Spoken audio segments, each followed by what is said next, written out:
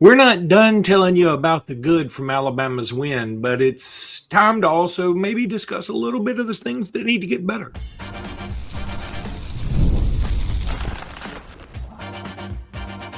You are Locked On Bama, your daily podcast on the Alabama Crimson Tide, part of the Locked On Podcast Network, your team every day. Hey, everybody, and welcome back into Locked On Bama, AHSA Radio Network's Luke Robinson, that's me. Alabama internet legend Jimmy Stein, that's him. This episode is brought to you by FanDuel. We'll talk about FanDuel in just a little bit. I want to thank you everydayers for being here every day. Thank you newbies for being here today, and thanks everybody for making us your first listen every single day. You guys are the best. Also, a quick apology for not coming on directly live after the game, but Jimmy and I were both at the game, and then things happen. So, Jimmy, I think we can still talk some good here.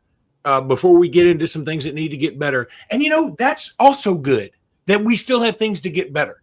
Because if we were like, man, what a perfect game, I'd be like, uh-oh, we got problems then. Because we got even more problems because I've seen some good teams that are on our schedule coming up. They're going to be difficult. So it's a positive. We got room for improvement. Don't get it twisted. It is. But I think the first positive that I'll go to is everybody is singing Ty Simpson's praises right now. There may be some people that don't love that. Okay. But I'm going to tell you, Ty Simpson is like 41 of 46 with 7 touchdowns over the last 2 games. He's something like 13 of 15 on passes beyond 10 yards. So it's not just, yes, Ryan Williams helped him out with 75 yards on a screen pass. That was also, Ryan Grubb also helped him out. Kaden Proctor also. Football's a team sport.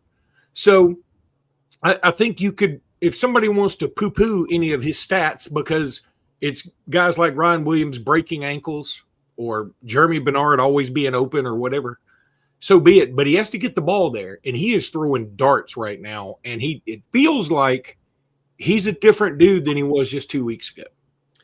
Well, he's more experienced. Now 3 starts under his belt against a couple of Power 4 opponents. A lot more experience, obviously, going into game 1. That was the issue with him. He just hadn't played a lot of football when it mattered. Now he has. Now he's played quite a bit.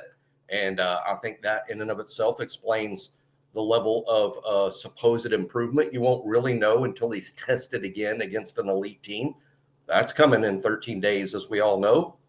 But I don't know that there's any quarterback in college football that's played better than Ty the last 2 weeks combined when you look at the numbers. And the numbers matter. Numbers are how and why kids get drafted, make millions of dollars, or evaluated as to whether they're great, good, or bad.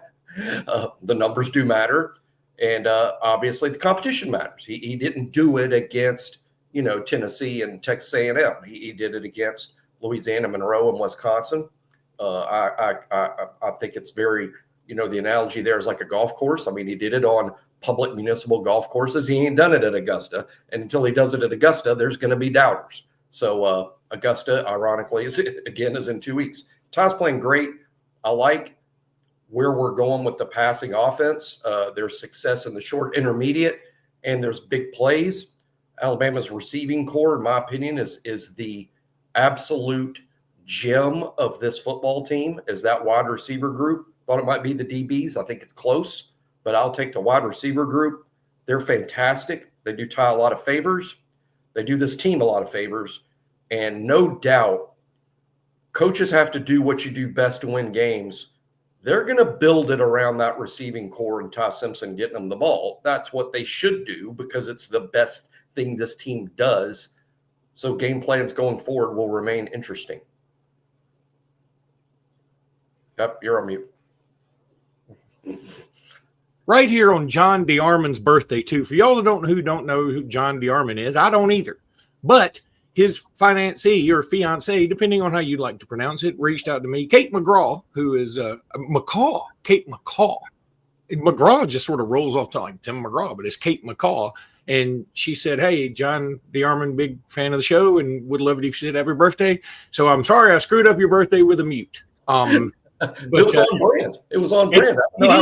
It's like a mute for you. Couldn't have been any better. Here's your mute for your birthday. Enjoy. See you next year.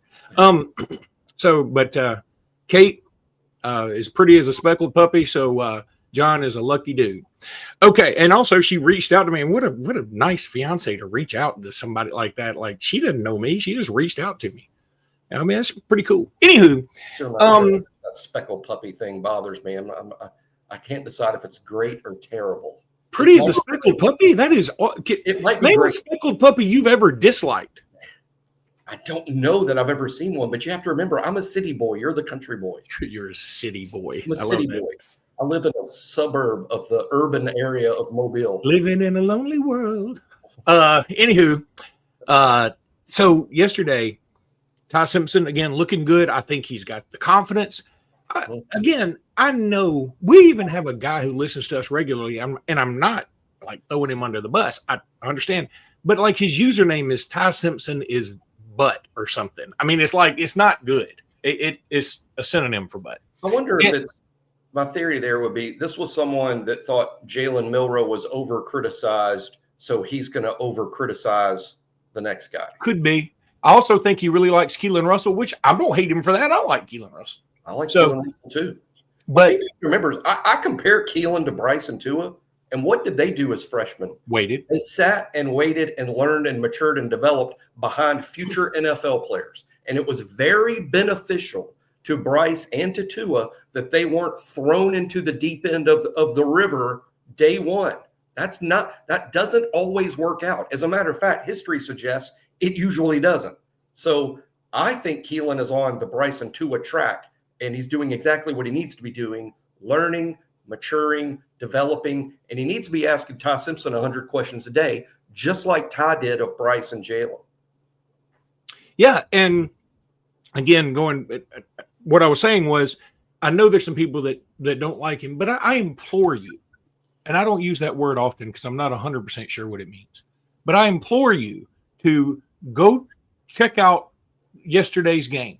Watch some of the passes. Now, don't worry about the pass to Ryan for the screenplay. Don't worry about that. It was nice, but don't worry about it. Look at the pass for Ryan before he breaks the ankles. He put that ball where it had to be so that Ryan could make a play. There are a lot of quarterbacks who would just throw it more on a missile where Ryan still could have caught it, but he goes out of bounds. Yeah. So, or look at a pass to Ryan that was a big third down conversion, I believe. And it was, right over the outstretched arms of the linebacker. It was at a place where only Ryan could get it, and it had to be there. So, look at the pass to Jeremy Bernard. Look at some of the progressions he goes through. Now, I will also give you this. There were times even in this game when he made a good pass to Kevin Riley, who made a big catch. I was rewatching the game this morning. And they don't have a great angle of it, but it sure looked like to me, Isaiah Horton straight down the field. If he hits him, it might be a touchdown. So that's something to work on. I'm not saying Ty Simpson's perfect, but I'm saying right now, we said it last night, and maybe some of y'all didn't listen. Who would you rather have right now? Would you rather have Arch Manning or Ty Simpson? And I think the answer is quite clear. Yeah, that's not close based on performance. Based on performance so far, there's no question. Again, Ty's playing as good as any quarterback in the country over the last 2 weeks. I'm cherry picking because I'm eliminating the first week. That's why I said over the last 2 weeks. He didn't play great in game one. And in retrospect, we're probably a little tough on him as a fan base in terms of, I don't think we realized who we were playing. And if you'd have told me if you told me before the season started, our quarterback would be making his first ever collegiate start on the road against a top 10 team, I would go, ooh, that might not go great. And it didn't go great. But Ty also didn't turn the ball over in that game. So let's see what happens against Georgia. Georgia can obviously gave up, a lot of points to Tennessee. They won the game, but they gave up a lot of points. So I think points are there for the taking against Georgia. Tennessee showed that. I don't know that Alabama's going to run up 40. I don't know that you shouldn't have to. You shouldn't have to score 40 to win a game. But I do think points are there for the taking, and I do think that the Georgia game will be an extremely fair barometer for where Ty Simpson is. No, I think that's very fair. And I think, like you said, we will get into some more SEC teams in a minute. Georgia's quarterback, Gunnar Stockton, he's a gamer, and he threw a beautiful pass to tie the game.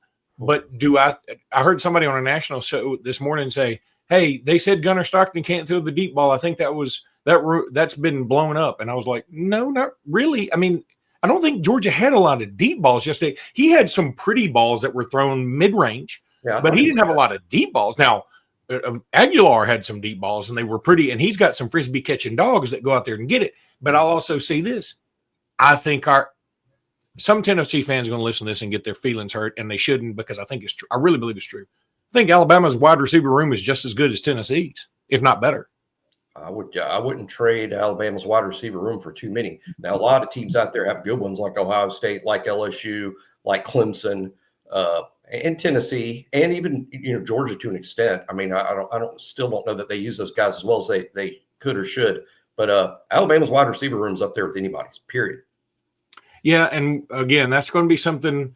It's going to be a lot of talk about Alabama's receivers against Georgia's DBs. We had a bad day against Tennessee for the next 2 weeks. That's the other thing that's terrible is I hate this week off for both of us because it's just going to, we're going to beat this game to death. Everybody is, not just you and me. Let's talk the game cap. I sent Jimmy one of the game caps that I got. I hope do you have it, Jimmy?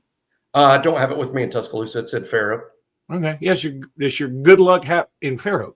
Quick question for all you college football fans out there. If you could go back in time and sit front row at your school's biggest rivalry game, what hat would you be wearing? Yeah, I said hat.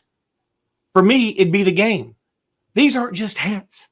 They're the same vintage style fans wore back in the 80s and the 90s. That was the coolest era of them all.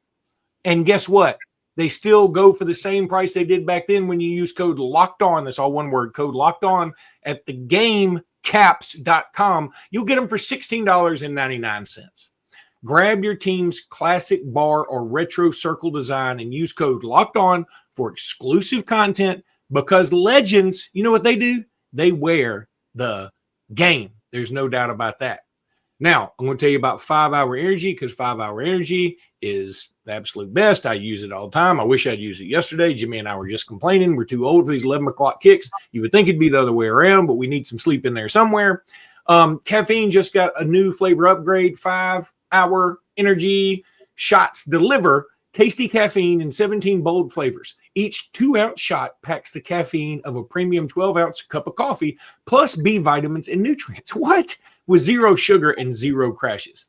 What I love the most is how portable they are. Big taste, tiny shot. You can take it anywhere, yo. And you can get that boost when you need it. You know you need it. We needed it yesterday. And I'll tell you why in a second. Enough with boring, flavorless caffeine. It's time to give your caffeine a flavor upgrade with 5-Hour Energy shots. Get the favorites you love or be bold and try something new in store and online at www.5hourenergy.com. That's the number 5hourenergy.com. Or you can also get them at Amazon. And if you want to do that, you can do that anytime you want to because Amazon's always there right on the internet.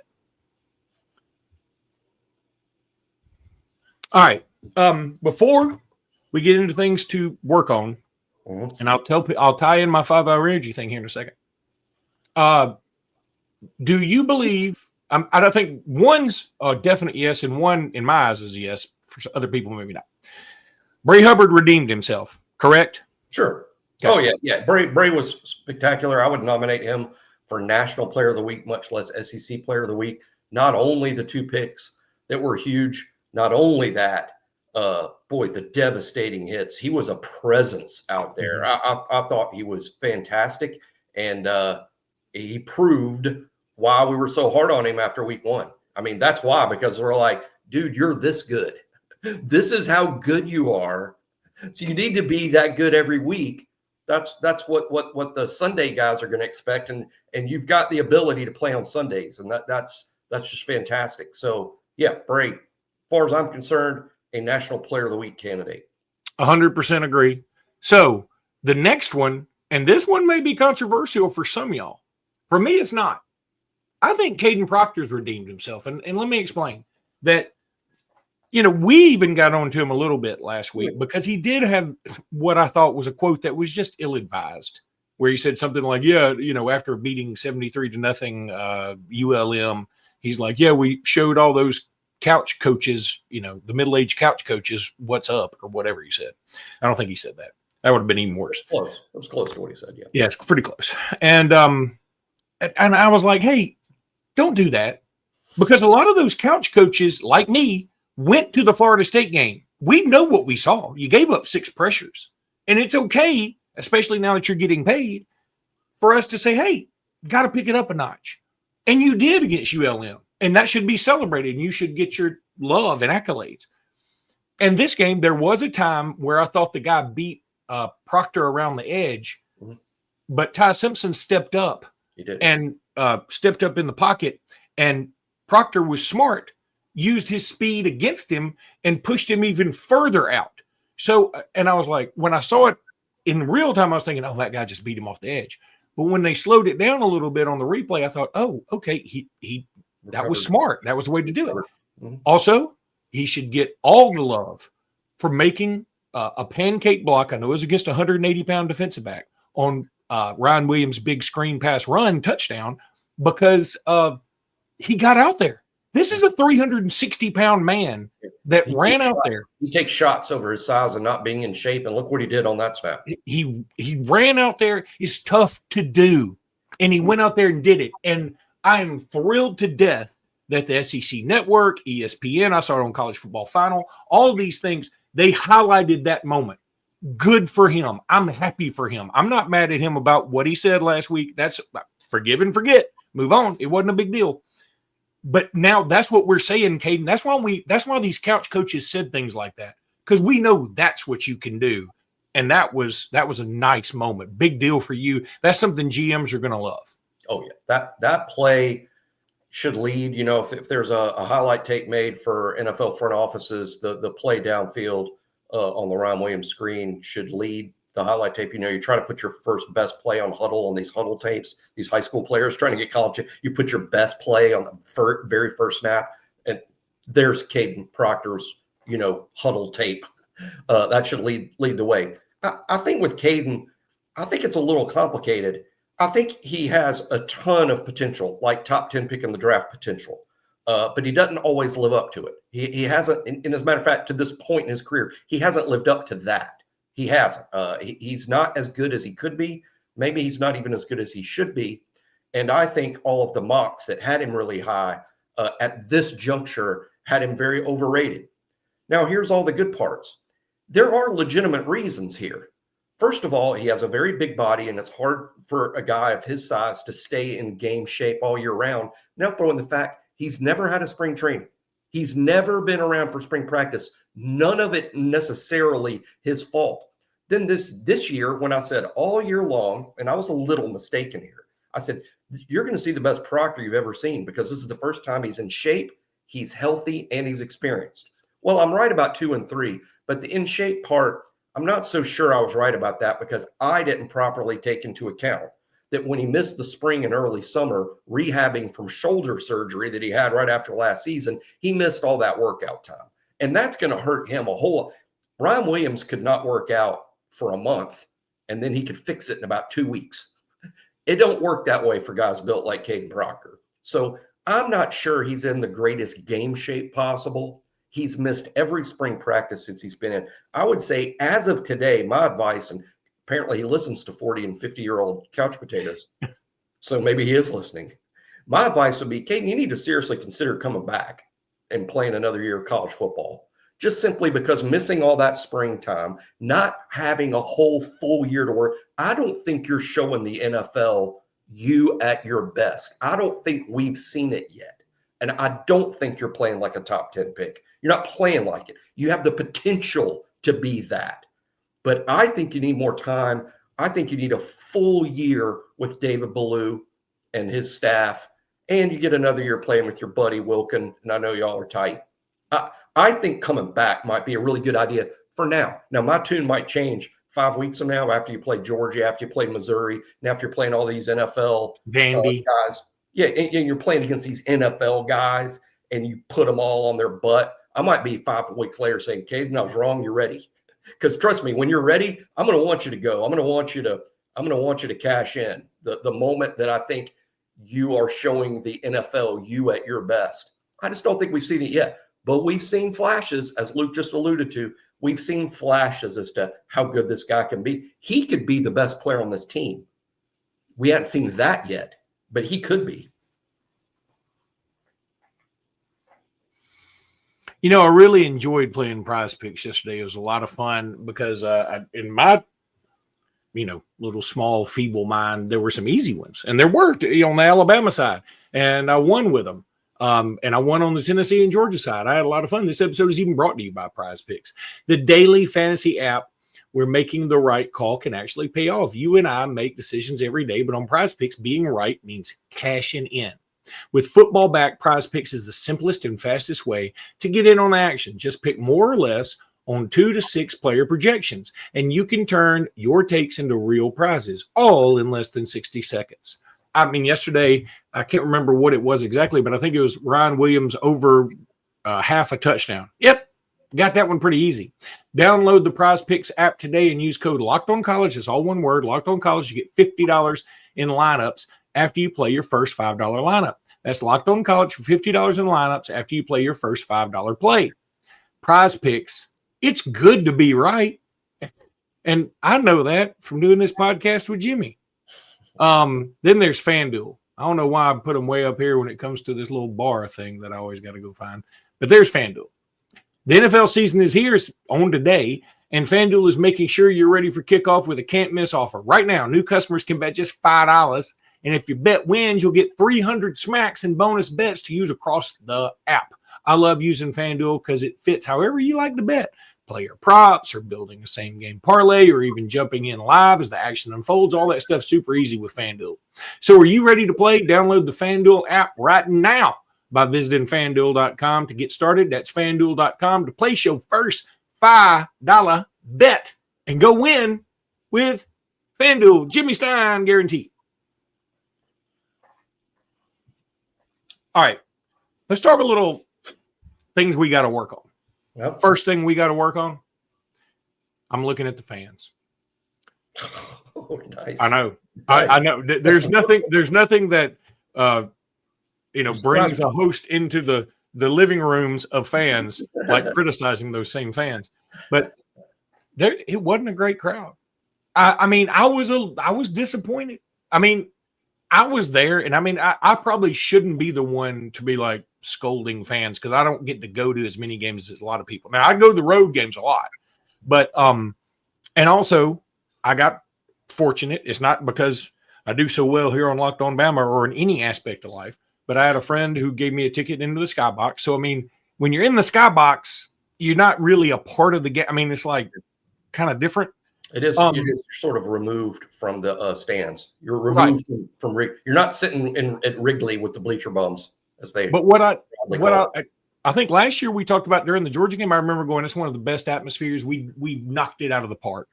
This isn't Georgia. I'm not saying Wisconsin's Georgia, and the time is different. 6:30 is different than 11 o'clock in the morning. I'm with you, and it was hot, and it was a beautiful day, but that sun was coming right down on people. I understand all of that, but there were a lot of empty seats in the upper deck. It wasn't like, hey, I wonder, are those seats or did somebody put a shirt down or no. Empty seats. It might be called a sellout, and that's great, but it was 85% full, maybe. Yeah, I think even 80% is fair. Maybe. Yeah. I said 80 and everybody said you're going too low. So I went 85. Thank you for backing me up. Yeah, I think 80 was fair, but 85 might be more accurate. I don't know. But you're right. There was a lot of empty seats. I think it was a combination of 11 a.m. and heat. It was extremely hot and difficult. There was at least 2 people in our section that fell out, during the game and had to be kind of carried out by paramedics. It was hot. My point is this, though, Jimmy. Like, if we're going to demand more of the team, I do feel like we need to show up at the beginning. I've always said this too. Like, I have no problem walking out of a bad movie. So I remember being at the Georgia game in 2015. I've told this story a lot. When it's raining like heck, and Alabama and Derrick Henry and Jake Coker and Calvin Ridley are just beating the brakes off of Georgia at their place. And I remember that there was a family next to me getting rained on, and he had 2 little kids, and they're shivering, and Daddy, can we go home? And the dad said, the team's here. We're going to be here. And I thought to myself, They are scholarshiply obligated to be here. You are not. That guy would go on to become the 3-year Letterman guy that posts on Twitter. Who is a Georgia fan. See, but I do give him credit for showing up initially.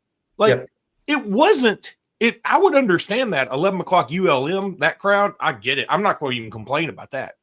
11 o'clock Wisconsin, and here's the thing. Like, I was sort of on the circuit last week a couple of times on Wisconsin things. And I was like, hey, man, y'all are going to have a blast. This is a lot of fun. Y'all are going to see SEC football. Yes, and I did preface it always. I wish it wasn't at 11 because I think it makes it a little different. But I said, I think y'all are going to have a blast. And my first thought was, this is making me out to be like a liar. Now, I might be a liar, but it's not for that. So yeah, I think the atmosphere was good. It could have been better. And it was fine. I agree that we all, including me and Luke, we all need to support our guys and be supportive, even in our constructive criticisms. Yeah. So again, I don't want anybody to take it like I'm just, hitting you on the back with a cat of 9 tails. I'm like, I think we could do a little better because if we're about to have 9-game SEC schedules and another Power 4 opponent. So the team's going to need every advantage they get when it's at home because some years, it's going to be that 4-5, 4 at home, 5 on the road SEC thing. We better show out, man. Yep. So I would say in terms of what we need to work on, I'm going to start with running the ball. We've got to run the ball better. We've got to run the ball better. I mean, it's not good enough. And why? Hey, I'm up all week long, all 2 weeks long for the debate. Why? Is it the backs aren't good enough? Is it the offensive line isn't good enough? Is it the play call? Is it the lack of a commitment to the physicality? Is it all of them? But the run game's just not good enough. Luke's probably right. It's probably a little bit of everything. The run game's just not good enough. The starting running back averaged 2.9 yards a carry against Wisconsin. It's not good enough. And I'm not beating up on the kid. Because like Luke said, it's probably a bunch of things. It's not just one thing. But I do think personnel is something to look at. I'm now eager to get Jam Miller back. I'm eager to take longer looks at someone like A.K. Deere, who I think's got a ton of ability there. But I don't think it's solely the backs. Like Luke said, I think the offensive line needs to do a better job. I think the commitment to it needs to be a little stronger and better. I think more 12 personnel. We're doing a lot of 11 personnel right now, just simply because our wide receivers are the best players on the team and we want them on the field. I get that. It makes total sense, but it's going to come at the expense of the run game when you have 3 or 4 wide receivers on the field because you don't have tight ends out there helping in the run game. So I think it's a lot of reasons, but it's not good enough. I don't think you can go into Georgia with the plan, and I worry it may be the plan of, hey, all we can really do is throw it. Let's throw it 50 times and see what happens. I hate it. I don't like it. I don't think it will work. I think you've got to run the ball at least some of the time, and it has to work. You got to remember last year when people think, well, Alabama beat Georgia last year throwing the ball because they remember the Ryan Williams plays. Jalen Miller rushed for like 175 yards against Georgia. And it was Jalen. We're not going to have a quarterback do that this year. It's going to have to come from the running backs. How are you going to replace that production from the Georgia game? Because I know Ty can throw it to Ryan and Germ, and Ty's probably going to put up numbers in the ballpark of what Milroe did a year ago because I think Ty's that good. I think Ty's numbers passing against Georgia will be in that ballpark. But running the ball, Alabama, again, I think Milroe rushed for, I don't know. I said 175. It might have been 125. I don't remember off, but it was well over. It was I looked it up. It was 117. It was 117. It felt like 175, so I'm not mad at you. Yeah, it was a lot. But didn't and while you're looking at the numbers, what was Jam and Justice? Oh God, that sheesh. All right, let me pull it up. I'm over here at my bad internet. All right, Justice was 35. Jam was 8. Jeremy was 18. So rushing overall, we had 177. That's probably where I was getting the 175 from. We did rush for 175. And Milroe threw for 374, and not only that, in the weirdest thing that's ever happened on the history of planet Earth, he was 27 of 33. Those are Ty Simpson numbers. They are. And again, I said it last year, and it got lost after Jalen had such a poor second half of the season. Jalen Milroe's game statistically was the best, most productive game by a quarterback against a top 5 college football team ever. Oh my ever. God. Anyone, anywhere, anytime. That's why on the Sunday shows after that game, the NFL guys were like, hey, the first pick in the draft needs to be that Milroe kid. Because what he did against Georgia was just simply phenomenal. Now, And it was. I think Ty, Luke do over-unders. I'll give a spoiler right now. I think Ty's going to throw for over 300 yards against Georgia. I think it'll be over 300. I think it'll be in that Jalen Milroe neighborhood. I doubt it gets up to 375 because that's ridiculous. But over 300, I'd put Ty there. But here's the problem. Is Alabama going to rush for 175? Not the Alabama I've seen so far. No. And there's your problem. I think it's the biggest problem on the team. That is a big problem. I'll tell you something else. When we do talk about our running back so far, and I think it was extremely telling that on 4th and goal from about the 2 or 2.5, we hand the ball to Jeremy Bernard versus give it to Daniel Hill or to Richard Young or to Kevin Riley or to whatever. I love the creativity. I do too. There, because I guess Grubb is thinking, I can get to the corner on this formation. Yeah. On this formation, I can get to the corner, but I need a fast guy.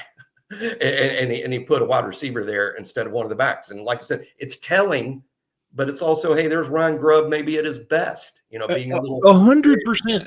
I'm with you. I'm just saying that's not typical. It's not like we said, oh, they think we're going straight up the middle because we got dudes. No, we were like, we got to go wide. We have to. And that is concerning.